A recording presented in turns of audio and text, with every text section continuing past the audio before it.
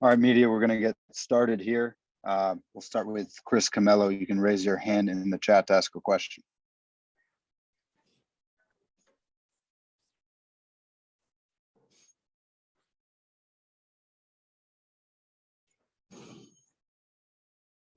Chris, are you there? All right, we'll go over to Brady Klopfer. Hey, Derek. Just wondering what you make of the defense on a game like this. Obviously, gave up a high shooting percentage, gave up a lot of points, but also forced 27 turnovers, which is a pretty remarkable number. Did you feel like maybe you were gambling a little too much and that's where those turnovers came from, or was it just turnovers were good, everything else was bad? No, I mean, I think in the first half, at least, because the first half, I think there were 20 total turnovers for 17 points given up by Dallas. And so, I think overall we felt good about our activity in the first quarter. We didn't convert on the turnovers as much as we should have. When you force that many turnovers, I think we should have, been able to capitalize on those a little bit more. But, part of that is the work that we still have to do to, be able to quickly change from defense to offense and be able to attack and score. We missed some easy convertible opportunities. Overall, defensively, as the game went on, we got worse. That's for sure. I thought in the first quarter wasn't bad. And then as the game went on, the fatigue set in, the frustration, the disappointment of how the game was going, the fact that we were missing shots that, we felt like we were capable of making. Then the defense got progressively worse as the game went on. So, we'll go back to the drawing board and, get back to work and try to make sure we're getting better, each time we step on the court. Avi, H&B Media. So, Coach, obviously the outcome wasn't what you wanted it to be, but with so many new pieces and it being game one, do you think that you all at least had a good grasp of like what you were trying to do out there? I mean, at times, which that's the hard part of when you kind of turn your group over and a lot of the ability to like read a situation and, be able to take advantage of the defense in a particular way, at least on the offensive end, requires some connection and some understanding of what your teammate is going to do in a particular situation. And I think defensively as well, like, the trust that you have to have with one another. It takes time to build that. And I think that was kind of indicative of like, the first quarter being a pretty decent quarter and then how things kind of started to dissipate as we got new players onto the court. So, we'll have to figure out now, have to do a better job myself of starting to learn with this group, when we can substitute, which players will fit best together on the court and how we can, try to hold ourselves together during different stretches, depending on which group is out there. John W. Davis with Winsider. Like you've mentioned, you started the game off well. It was 16-7. There was a timeout, and then the Wings kind of took off. What do you think you were doing right when you had that 9-point lead, which ended up being your biggest lead of the night? I think we were, doing a decent job of converting on the turnovers that we were creating. We were making it hard for Dallas to score the ball during that stretch. And, we were doing a good job of moving the basketball and playing well together, in that first quarter, which, we've seen, even throughout some of our practices, right, with that first group, so much more experience and an understanding of how to play the game. They seem to, at times at least, have some better rhythm to what they want to do in that first quarter. But I just think that once we started to make some substitutions and even some of our starters, as they started to get a little fatigued, we weren't able to sustain, not just the offensive output, but some of the things we want to execute defensively as well. Miriam Swanson, LA Daily News.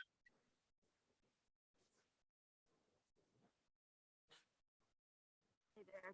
You guys struggled rebounding as well. Is that something that you're concerned about, or anything you can attribute that to?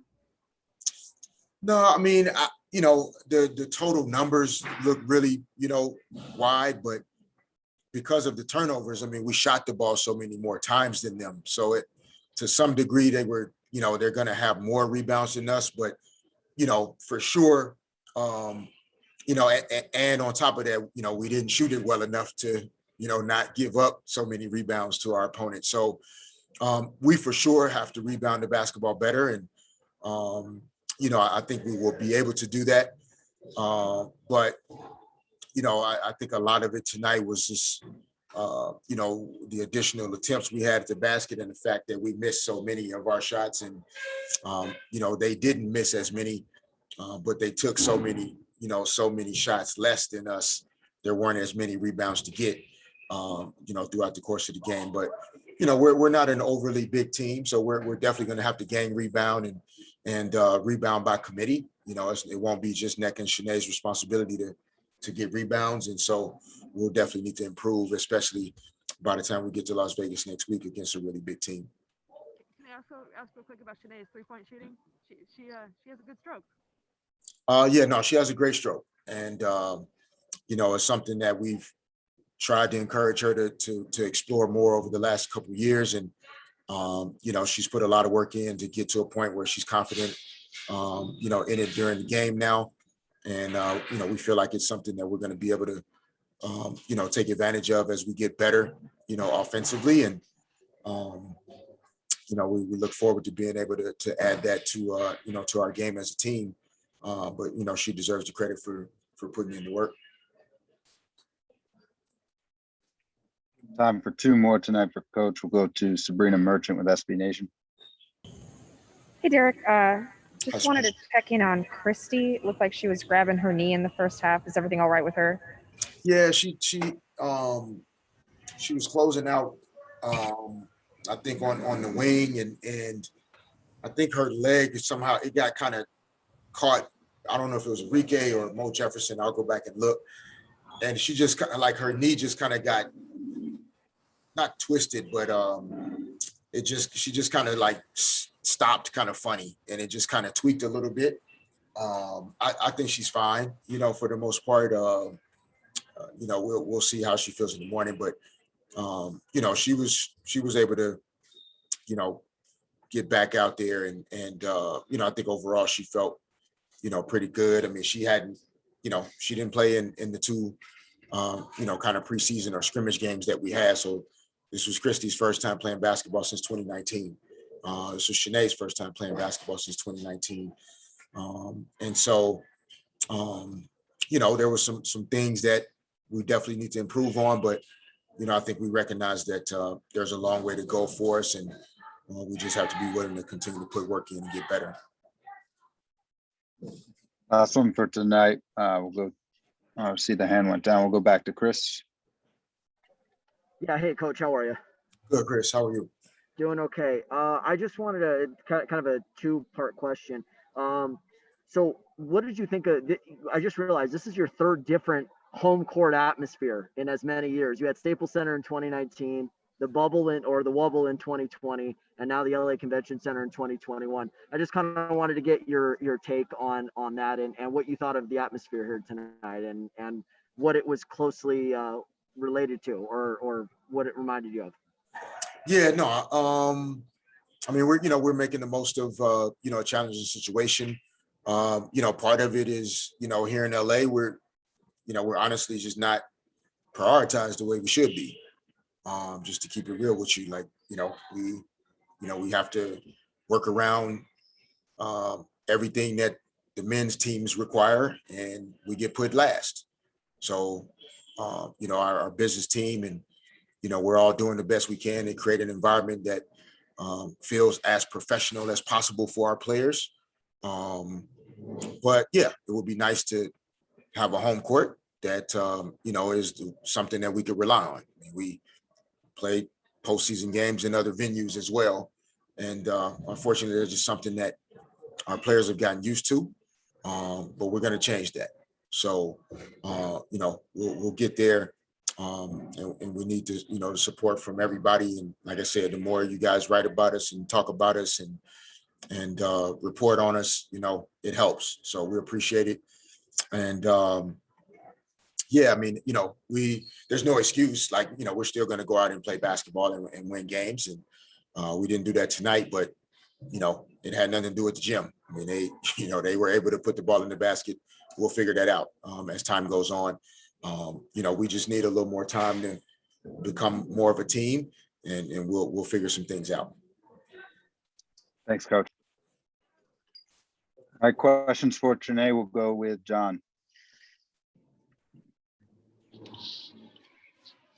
Hey, Janae, obviously, we're probably not happy with a 23-point loss. Do you at least take a little bit of solace in being able to do some new things out on the court today? 2 for 3 from 3? I guess so. I guess that's the only thing I can take solace in. I think today what you saw was a team, a very, very new team playing for the first time. And, it was not ideal, the outcome, but I am glad that I was able to trust in myself a little bit more to play a little bit of what I've worked towards. So yeah, that was new territory for me, but hopefully not new anymore. Yeah. David Yapkowitz with the next. Hey, Shanae. Coach was mentioning earlier that rebounding especially is going to be more of like a by committee, and not just you and NECA. I know you guys got out rebounded. It was 45-25.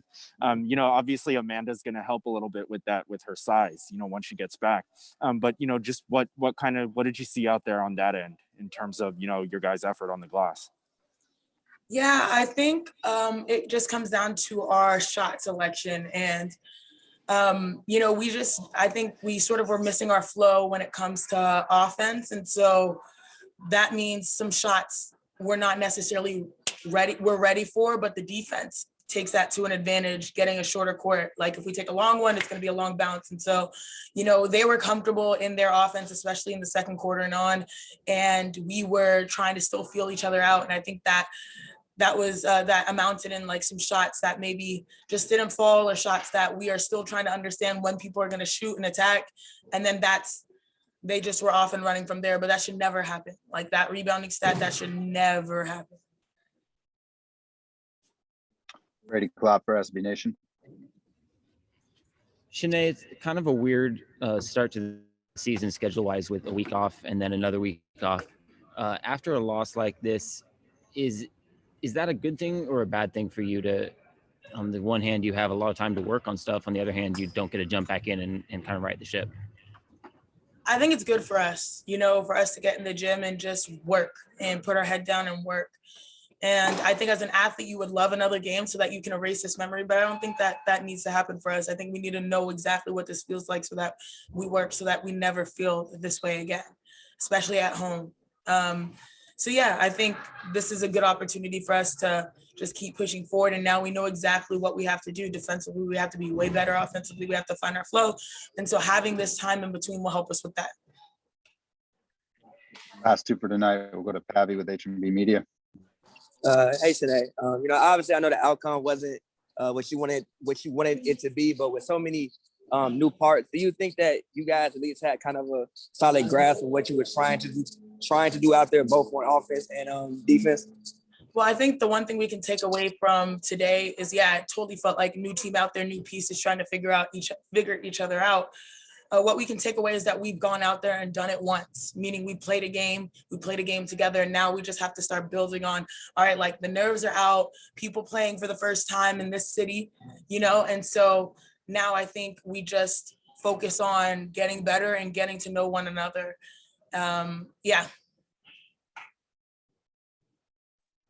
Last question, Miriam Swanson, LA Daily News. Hey, Shanae. I wanted to ask you about the reaction to 144, just sort of the outpouring of appreciation from around the league. How'd that feel, and what was your take on all that last night? Oh my gosh. It has been so overwhelming, and it's amazing that so many people not only followed the documentary, 144, but more importantly, they realized that this was a documentary that humanized people that deserve the spotlight, for the story to not just be about hoops, but also something bigger than basketball, and people understanding that these women are strong, but also vulnerable. The human aspect that people are talking about, like, that makes my heart sing. And it's been a long stretch to get it to air, and it's been amazing to see so many different players just revel in being seen on that stage. So it truly was a special day yesterday. And in my head, I was like, all right, get through Thursday, make it to Friday. And now we're on, and now it's like, okay, the world has seen the doc, and now we played one game, and now let's get back to work on the court. So life has become a little bit easier for me moving forward, but it was just beautiful to see so many people enjoy 144.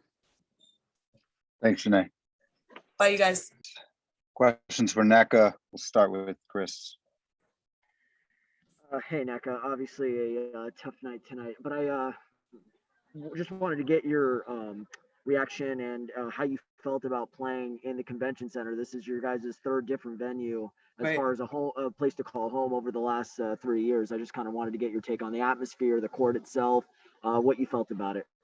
Yeah, no, I think, this being a home away from home is, it feels good. It feels good. They did a really good job with the court and making it feel like Staples. I think that once the fans get in here too, it'll be a nice feel. It's a little bit, it's open like Staples, but it's right next door, and I'm cool with it being a temporary home for us. It feels like how it should feel when we're playing at home.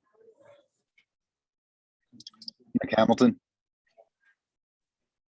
Hey, NECA, just want to kind of aside from the team game, tomorrow there will be the induction of Kobe Bryant into the Basketball Hall of Fame, and what he's meant so much to the game of basketball, but especially with the WNBA and making the WNBA a lot more popular and a lot more obtainable as far as people gaining interest. Just want to get your thoughts on what he meant, not only to the NBA, but to the WNBA and the game itself.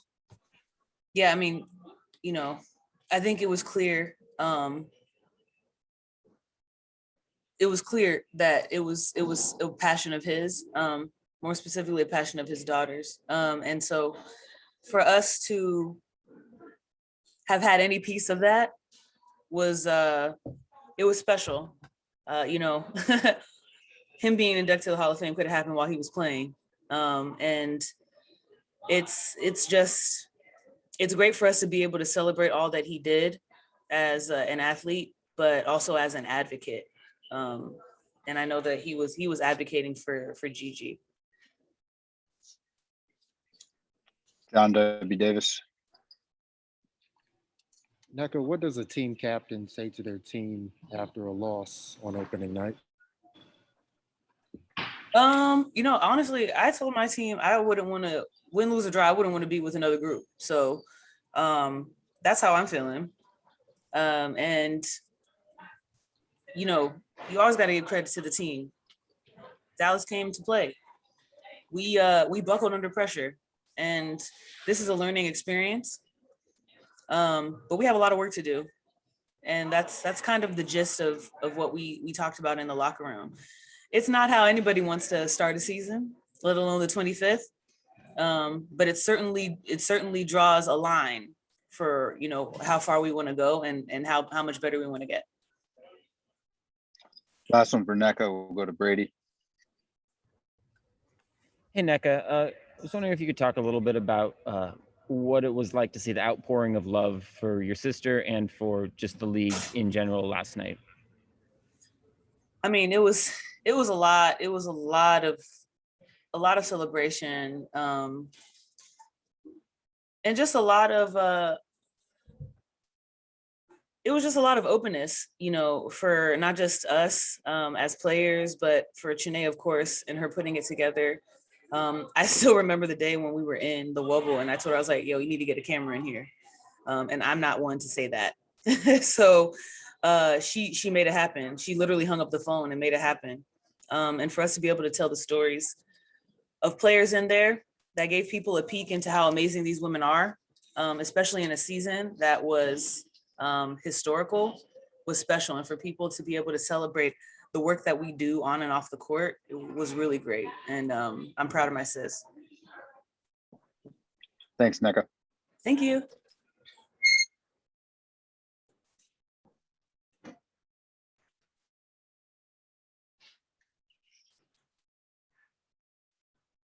All right, questions for Taya Cooper. Start with Chris. Hey, Taya. I just wanted to kind of. Hey, you muted yourself. I couldn't hear you no more. Hey, you cut out, Chris. Are you still there? Yeah. Yeah. Can you hear me now? Yeah. Okay, Yeah, perfect. try from the top. All right. Yeah. So I was just wanted to get your reaction, what it was like playing in the LA Convention Center. This is obviously your second different venue in as many years. What was it like playing in LA, period? And what was it like playing in the convention center? It was definitely new for all of us. And we played against Vegas as a scrimmage, so it wasn't really our first time, but you know, to have the DJ and everything how a real game feel like, and you know, all that stuff, and announcers and stuff, it felt good. But you know, yeah. John.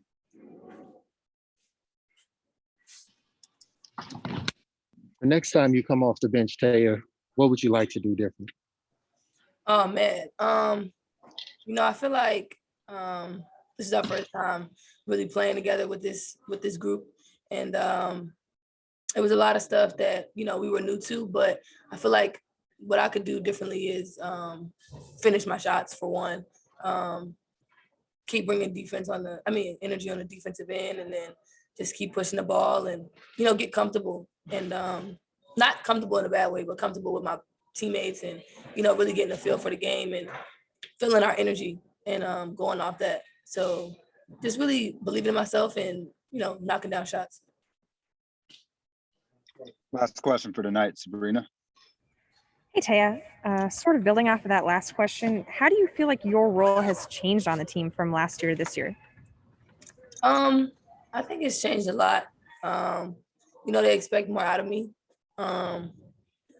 And just to contribute on both ends of the floor and to have a statement on when I come in the game, exactly what I'm gonna bring. And it's nothing that they gotta, you know, hope that I bring today, hope that I bring tomorrow, but like it's every day I'm bringing the same energy, same effort, just being consistent and contributing as much as I can.